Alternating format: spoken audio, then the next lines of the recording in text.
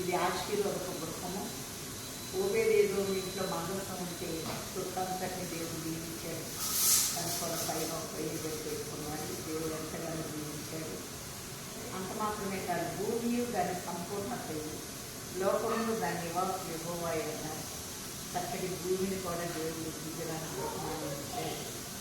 అలాగే కీర్తన 2:7-8 నీవు నా కుమారుడు, నేడు నేను నీ కళ్యాణాన్ని నన్ను అడుగు జనములను భూమిని దిగంతముల వరకు నీకు సొత్తుగా స్వాస్థ్యముగా ఇచ్చాడన్నాడు. నన్ను ప్రేమించే వారిని ఆస్తికర్తలుగా చేస్తానన్నాడు. ఉద్యమాన కుటుంబం ఏమిస్తుంది కనుక ఆస్తికర్తలుగా ఈ దేశంలో దేవుడు ఎంతగానో ఆశీర్వదించారు. ఈ గృహానికి నాకు 7 రీతులు కనిపిస్తుంది. మొదటి సమూయేలు గ్రంథము 25:6 నీకును నీ ఇంటికి నీ కలిగిన అంతటికి క్షేమం కలుగుందా. ఈ ఇంటికి ఒంటికి కలిగినంతటి. యోబు గ్రంథం 5:24 నీ డేర క్షేమ నివాసమని నాకు తెలిసి ఉన్నది. నీ ఇంటి వస్తువులను లెక్క చూడగలిగిపోయింది. డేర అనగా శరీరం 206 ఎముకల్ని లేక 7 ఎముకల్ని ప్రతి అవయవాన్ని దేవుడు క్షేమంగా ఉంచాడు.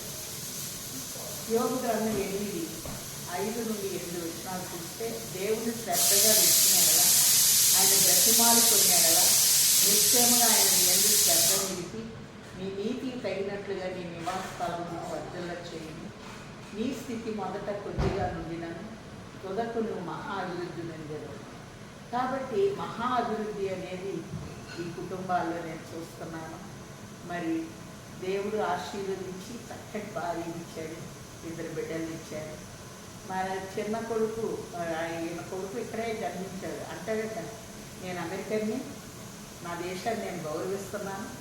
మరి జూలై 4న అమెరికా స్వతంత్ర దినం కదా, ఫ్లాగ్ పెట్టాలి అంటే వాళ్ళ పెద్ద ఫ్లాగ్ కూడా పెట్టారు వాళ్ళ అమ్మ వాళ్ళ అని. అలాగే మీ బిడ్డలు కూడా ఎంతో అపురూపంగా మరి పెంచుకుంటుంటే దేవుని పిల్లలమైన మనల్ని దేవుడు ఎలా ప్రేమిస్తున్నాడో చూస్తున్నాం కదా. నా పిల్లలు సత్యమును అనుసరించి నడుచుకొనుతున్నారని వినుట కంటే నాకు ఎక్కువైన సంతోషము లేదు అని చూస్తూ ఉన్నాం.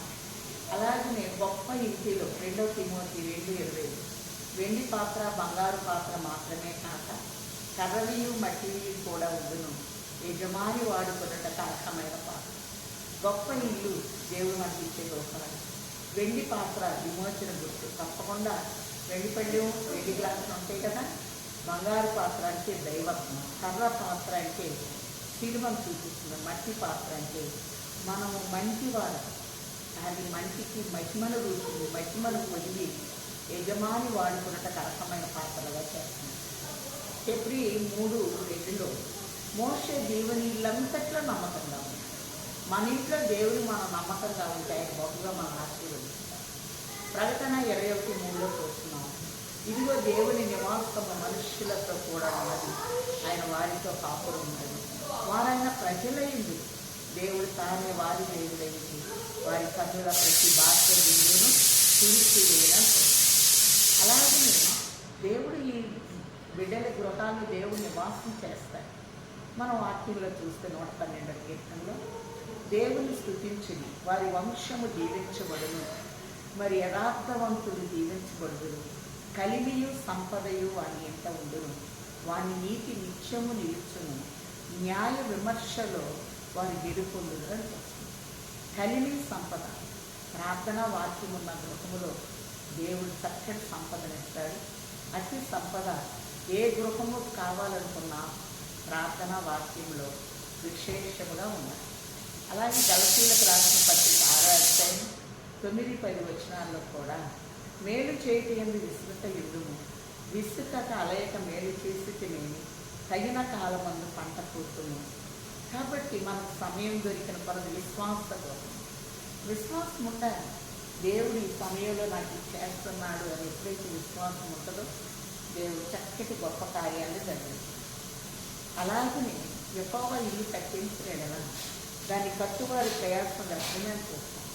ఇంత చక్కటి నిర్మాణాన్ని ఫిబ్రవరి 3లో మనం చూస్తున్నాం. ప్రతి ఇల్లు ఎవరిమైనా కట్టబడును, సమస్తము కట్టినవాడు. ఇంత చక్కటి గృహాలు, ఇంత చక్కటి వసతులు, దేని మీద ఆధారపడకుండా మరి గాడ్ ట్రస్ట్ అని ఉంటుంది కదా వాడి డాలర్ మీద.